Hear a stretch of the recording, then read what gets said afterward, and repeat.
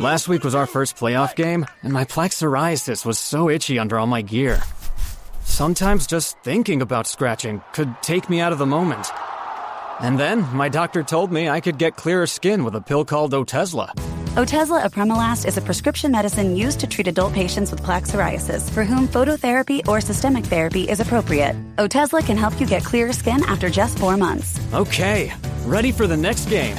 Talking to my doctor about a pill was a total game changer. Don't use Otezla if you're allergic to it. Get medical help right away if you have trouble breathing or swallowing, swelling of the face, lips, tongue, throat, or arms. Severe diarrhea, nausea or vomiting, depression, suicidal thoughts, or weight loss can happen. Tell your doctor if any of these occur and if you have a history of depression or suicidal thoughts. Live in the moment. Ask your doctor about Otezla. Call 1-844-4-OTEZLA or visit Otezla.com for prescribing info about cost, and more. It's the Roger Stone Show on 77 WABC. It's the Roger Stone Show on 77 WABC. Welcome back, folks. This is the Roger Stone Show here at 77 WABC. Joining me now is Mike Crispi. He is the host of Mike Crispi Unafraid, as well as Last Call, both at Rumble. Incredibly popular shows, but he's also an America First activist, candidate for Congress, but now a Trump delegate to the Republican National Convention in Milwaukee. He was President Donald Trump's point man on the Rules Committee, and he joins us now. Mike, welcome to the Roger Stone Show. Roger, it's great to be back with you, and what a unbelievable last 48 hours.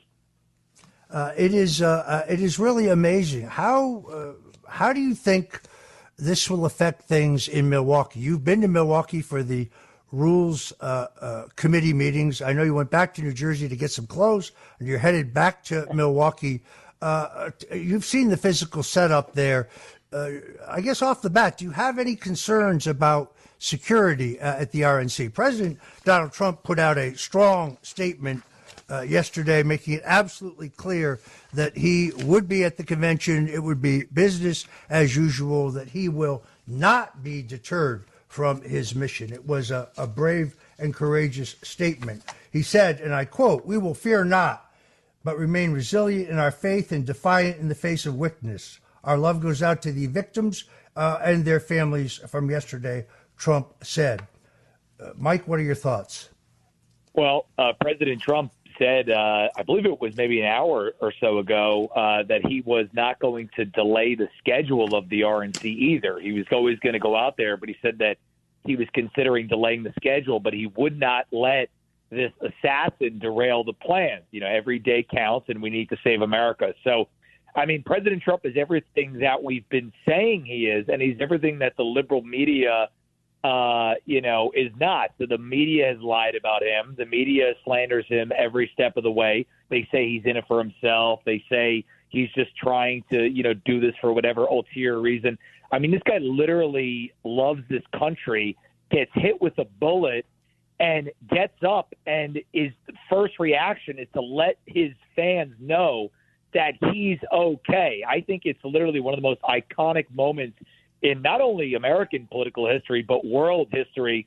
And the fact that that was his first reaction, to say wait and to address the crowd with the fist, I mean, it shows fearlessness. It shows, really just a spirit and something within him that is it's unbelievable. It's unlike anything we've ever seen. So it was amazing. It made me so proud. I'm so proud to, follow this man into battle.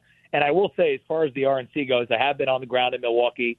I was there when they were erecting the physical structures around the forum, the arena where the RNC is taking place. And they were setting it up to make it kind of look like a presidential inauguration. I mean, the black fences were all over the street. They had a very strong security perimeter to begin with. And basically the local officials in Milwaukee that I talked to on the ground there were saying, listen, we want to make this so there's no protesters. We don't want there to be any type of riffraff. We don't want there to be BLM demonstrations. So the city of Milwaukee was already preparing for it to be clean. And now I believe it's just going to even be more tight with the security perimeter, which is good. But they were setting up for, all cars going through a certain area to get Secret Service swept and obviously a closer area to the arena to be totally blocked off unless people had credentials and went through Secret Service. So I think it's going to be a clean convention. And I do think also, Roger, that the impact of this shooting is that some of the never Trump rhino types, in the party, many of which I dealt with face-to-face in the Rules Committee meeting, I don't think they're going to have a leg to stand on. They were fighting in the Rules meeting. They were fighting in the platform meeting. But I think that's over. I think it's going to be a hero's welcome for President Trump, who is very much, in fact, Roger, a hero of this generation. So I want to ask you about the controversy regarding Agenda 2025. The Democrats spent millions of dollars trying to say falsely that is Trump's adopted platform. It is not. And try to ascribe some of the portions of that think tank study to Donald Trump. He has very strongly said no. There may be some of my supporters involved in that project, but I've never authorized that project. I've never said it speaks for me. If you want to see what I stand for, look at the Republican National Platform that was adopted right there in Milwaukee. What's your take on that? Well, President Trump is playing to win, and his platform that he put out there, I'm told that he personally called into the platform meeting. Something that, I don't know if that's a commonplace. A lot of the officials in the room said that usually the nominee isn't so involved where they're literally calling in themselves into the platform meeting. So I think it shows that Trump is all over what he wants to be out there. He's not letting people around him dictate the messaging. He's not letting the bureaucrats, write the policy for him. And as far as these, Agenda 2025 people go, it's total fake news. I mean, these think tank groups do this all the time where they put out things and they say things, and left-wing groups and right-wing groups. It doesn't mean the candidates endorsed it or been involved in it in any way, shape, or form. So I can tell you from being on the ground, being in these committee meetings, that it was being talked about how President Trump was calling in directly himself to the platform committee meeting to talk about his platform. So anything other than that is fake news. President Trump has his message very clear. The media tried to make a story out of nothing, Roger. Trump's platform is going to appeal to a very wide base of people, independents, swing voters, crossover voters, and it's also great for the Republican Party base. Obviously, Joe Biden wants to falsely accuse Donald Trump of supporting cuts in Social Security or means testing for Social Security or advancing the age before which you can get your benefits. That is not and has never been Trump's position. They claim that he wants to end the legal right to abortion entirely, not his position. He has correctly said this is a decision that must be made in the states. The platform recognizes his position, which was also Ronald Reagan's position, that there are abortion exceptions for rape, incest, and the life of the mother. And I saw virtually every pro-life organization, some of whom favored more than that, favored a more extreme position, but endorsing the president's position and this platform. I think that was incredibly constructive. There is a controversy regarding the Republican National Committee man from New Jersey, Bill Palatucci, who I have known since 1981. Palatucci is kind of the right-hand man to Governor Chris Christie. He was and still is a member of the Republican National Committee. But I read on slingshot.news that there was a state committee meeting recently to reelect the party's officers, National Committee members, that President Donald Trump endorsed John Purdy, the Atlantic County Republican chairman for that position, but that Chris Christie showed up at the state committee meeting himself, twisting arms, taking people out in the hallway, and that Palatucci, a certified never-Trumper, a man who's denounced Trump and still will not support him, was successfully reelected to the Republican National Committee. Now, Mike, the rules of the Republican National Committee specifically say that members of the National Committee who do not support the party's national nominees, that their seats will be considered vacant. What say you? Well, obviously, Bill Palatucci is going to be in violation of the rule the minute that President Trump formally accepts the nomination. You can't have a guy who was talking to the No Labels Party or whatever that No Labels group is just a couple of months ago, a guy who was saying that President Trump got what he deserved with the guilty verdict, that he deserved to be on trial. No man is above the law. I mean, he's literally tweeting like he's Maxine Waters or like he's Mitt Romney. It's Trump derangement off the charts. But it's really even worse than that, because this is a guy who is scorned and bitter. His boss, Crispi, was trying to strong-arm his way into a position into the Trump administration. Trump did the right thing by not hiring him because he has more baggage than a United Airlines flight. And so it was a good idea not to hire him. Christie's been on a jealousy and revenge kick ever since. Palatucci will never support President Trump genuinely.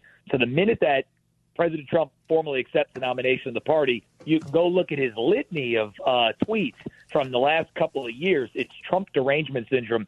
He needs to be expelled. I mean, the Republican Party has a couple hanger-oners like that. Luckily, they're far and few between. But the Trump campaign and the MAGA grassroots needs to send a message and demand that state leadership that bucks President Trump, the greatest president since Lincoln, the man who just showed resounding courage on the world stage in defiance of an assassination attempt, that if you are not 110% with this man who's leading us into battle, then you need to go. It's the only way that we're going to save this country. So, Roger, Palatucci needs to go. We're going to keep the pedal to the metal on him and demand that he speaks after President Trump is nominated, and we're going to try to boot him out. That's where he belongs, on the outside looking in. Let's take a look at New Jersey, if we can, because I argue, particularly now, in this new atmosphere in which this assassination attempt roils everything regarding the presidential race, that New Jersey is conceivably in play. We know that polls have shown New Mexico, Virginia, New Jersey, and Maine, which has a unique congressional district system for their electoral votes, all within range for Donald Trump.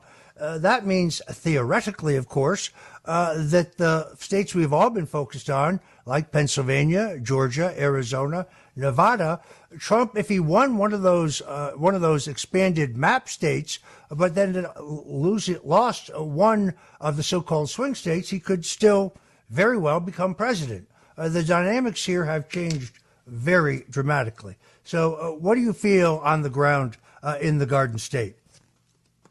Well, Roger, I think that obviously President Trump, if you look back to his Wildwood rally on May 11th, leading up to that rally, there was a poll that came out that had him down 5 points. Recent polling from about a week and a half ago had him up 1 point and 2 points, respectively. Now, in the face of what we just saw yesterday, there are people from all sorts of stripes of the political spectrum saying, listen, enough is enough. I'm with the guy who got up there and waved his fist to the crowd and is showing the courage and resolve. And clearly he's in this for the right reasons. They see Biden, who clearly is not in it for the right reasons because they don't even know why he's in it. His family's pushing him through it. They see that versus the warrior, President Trump. So I'm telling you, I think obviously before the rally gave him a bump. That's why he took the lead in the state. And now I think from what we saw and the historic moment that we witnessed over the weekend, I think his lead's going to go up even higher. So I think that we're going to see 3, 4, 5 point lead for President Trump in New Jersey in the next round of polling. New Jersey elects statewide Republicans. South Jersey's red. Central and North Jersey is purpley.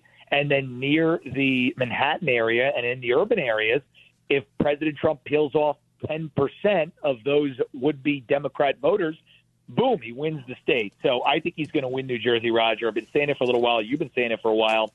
And I think he should come to one more rally here, and it will be sealed. Mike Crispi, for just joining us. Mike Crispi, the host of Mike Crispi Unafraid, as well as Last Call, both on Rumble.com. You definitely want to check those out. He is just back from Milwaukee, returning to Milwaukee. It is very interesting that I've always said that you can't poll within the eye of a storm. So snap polls here in the wake of the attempted assassination of Donald Trump are going to be affected by all of this news coverage, I think favorably affected. On the other hand, I still believe that Trump gets yet another surge in small and medium-sized donations, another surge in political support, and that states like New Jersey, which has not gone for a Republican presidential candidate in recent memory, are now very much within reach. We're talking to Mike Crispi. When we come back, we're going to talk about the question on everybody's mind, other than who really shot Donald Trump and why.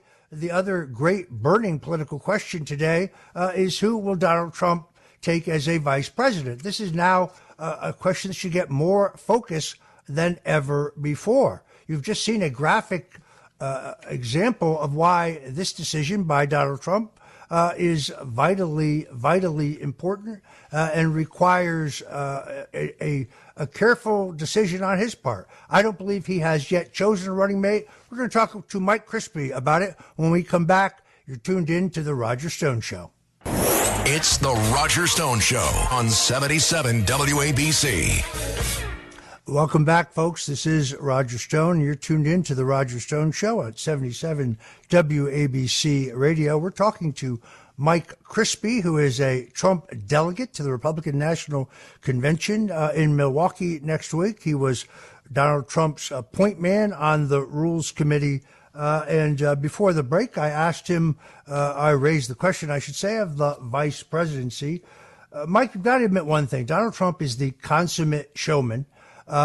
Putting aside the horrific attempt on his life yesterday, it's very clear to me that he's going to tease this very important decision right up till the last minute, and will only announce it, I believe it's on the 18th, perhaps when this individual walks out on the stage with him. Every couple of days you hear a new round of rumors, but that's what they are, rumors. Donald Trump is keeping this decision very, very close to his vest. I personally, based on my own conversations and conversations with others who've talked to him, don't believe he's made a decision yet. He told Sean Hannity that only several nights ago. So, Mike, what is your thinking? Who do you like? If you were making this choice, who would you pick? Who do you think's in the running? Give us the Mike Crispi Jersey lowdown on this. Well, I got to say, first things first, what I'm hearing from people around the convention is exactly what you're saying, Roger, is that, he's going to make it, a surprise at the convention, whether that be on Wednesday or whether that be on Thursday when he walks out with his pick. So it's going to be unbelievable. I'm very excited to see who he selects. I know he's gone through a very rigorous vetting process.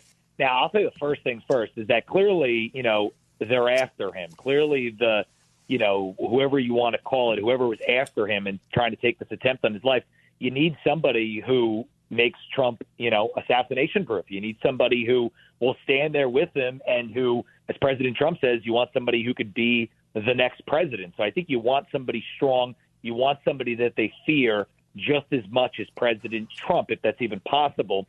So, out of the names that are being, floated right now, it seems like the finalists are down to Marco Rubio, J.D. Vance, Doug Burgum, and perhaps Tim Scott. Now, I don't think anybody wants Tim Scott. I definitely do not want him. I think J.D. Vance has made a very strong case for himself in the last couple of days, last couple of weeks. I mean, you see him coming out strong, especially in the wake of, what happened in Pennsylvania. So I think he is probably moving up the ranks. Doug Burgum. People are talking about Doug Burgum, and I read a report that Melania Trump likes Doug Burgum. That's pretty interesting. And then Marco Rubio. I mean, President Trump was saying that, he was fond of Marco Rubio, and they had some conversations recently. But then he said, well, then he'll have to move somewhere, and it complicates things a little bit, and kind of sound like he didn't want the full complication. So I got to tell you, Roger, out of these names, I don't know who President Trump is leaning towards. I think he has, obviously, tremendous instincts. I don't think anybody will match, him. And I think he needs somebody who will complement his work, who will usher in the America First agenda with him. will be a loyal number two, not try to steal the spotlight or step over it. So I guess we'll see. But at this point, I'm not sure. I think the only person who knows is President Trump himself. Yeah, I was deeply disturbed by media reports that Rupert Murdoch, who, of course, essentially financed the candidacy of Ron DeSantis when he gave Ron DeSantis a multi-million-dollar advance through HarperCollins, the publishing company that he owns. It was kind of a financial inducement to Ron DeSantis, the governor of Florida, to challenge Donald Trump, then tried to prop up Nikki Haley, the same Rupert Murdoch, whose network Fox declared Arizona for Joe Biden before it was clear that Joe Biden had actually carried Arizona, which I think only happened through fraud, that he's now relentlessly calling Donald Trump, urging him to take Governor Doug Burgum. Now, I met Governor Burgum at the Collier County, Florida, Lincoln Reagan dinner, a nice enough fellow. But when I read that he was endorsed by Karl Rove the other day, it led me to take a deeper look at his record. I mean, Mr. Burgum made his great wealth by selling his software company to his close personal friend, Bill Gates. That makes him wealthy, almost $2 billion. He attended the Alfalfa Club dinner, which is a big elitist affair in Washington, D.C., as the guest of Bill Gates. In 2016, Gates gave over $100,000 to Burgum's campaign for governor. But more disturbing than all of that is the fact that as governor, Burgum approved the purchase of, I think it was 40 acres of prime ranch land, farmland, that was only 20 minutes away from the Grand Forks military base, Air Force Base, where some of our most sophisticated offensive armaments are stored. This is a high security facility. As governor, Doug Burgum also signed a transgender bill. He vetoed a school choice bill. And then when I look at those who are in the party that are advocating for Burgum, who said horrible things about Donald Trump, attacked Trump viciously right up until the time that he didn't, and I see a Trojan horse. I hope the president does not go there. Again, the criteria, Mike, I think you need a vice president who has the experience, the judgment, the temperament, the maturity, the gravitas to actually do the job if that became necessary. The horrific events yesterday show us how fragile life is and how dangerous the job that Donald Trump seeks is. And of those who have been mentioned, I do find J.D. Vance interesting. First of all, I like his military service. I agree that his less than 2 years in the Senate is a bit thin, but he is not a neocon. He's 39 years old, which is the same age that Richard Nixon was when Dwight Eisenhower chose him for the ticket. Yeah, I think J.D. Vance is certainly gaining. I've watched his media appearances in the wake of what's going on. And, President Trump, whenever he references, people that he's looking to pick, he sometimes, and I've noticed this, he references how they do in primetime television. This is important. Obviously, this is what millions of people see on television. So J.D. Vance has been very, very good. Watching him in his appearances over the last couple of hours. And I think he's got to be moving up the ranks. So I totally agree with you, Roger. I mean, I think Doug Burgum, with what we've seen, him with the transgender bill when he was the governor of North Dakota is very suspect as well. In addition to the Chinese farmland stuff, him saying he wouldn't do business with Donald Trump right up until he was, dropped out of the race. He was saying he wouldn't do business with him. And, J.D. Vance in the past had made some, we can call them anti-Trump statements back in the day. But he came around a long time ago to President Trump, friendly with Don Jr. and the family. So I think right now he certainly has gained the most, the quickest. Like I think his stock is up. So I think if you're in the betting odds market right now, I think J.D. Vance is the one who's moving up the fastest. But I still think it's anyone's game because, President Trump, Roger, always the consummate showman and unpredictable. Look, everybody who listens to my daily show or my show here at 77 WABC knows that were I making this choice, I would have taken Tulsi Gabbard.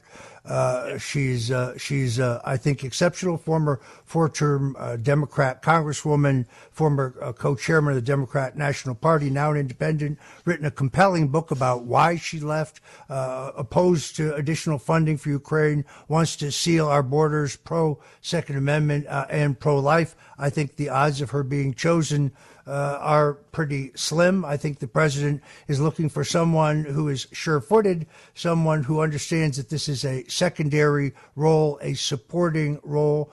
The Trump circus is a one-ring circus.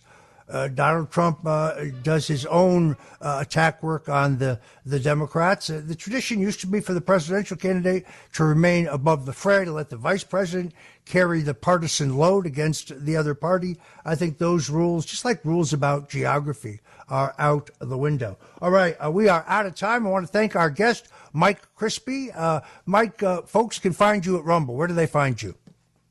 Yes, they can go every day, rumble.com/LFATV, 10 o'clock in the morning. Also, rumble.com/Crispi for bonus content. Roger, always a pleasure joining you, and look forward to seeing you at the RNC.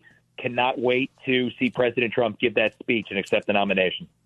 Thank you for joining us today on The Roger Stone Show. Don't go away, folks, because we'll be right back.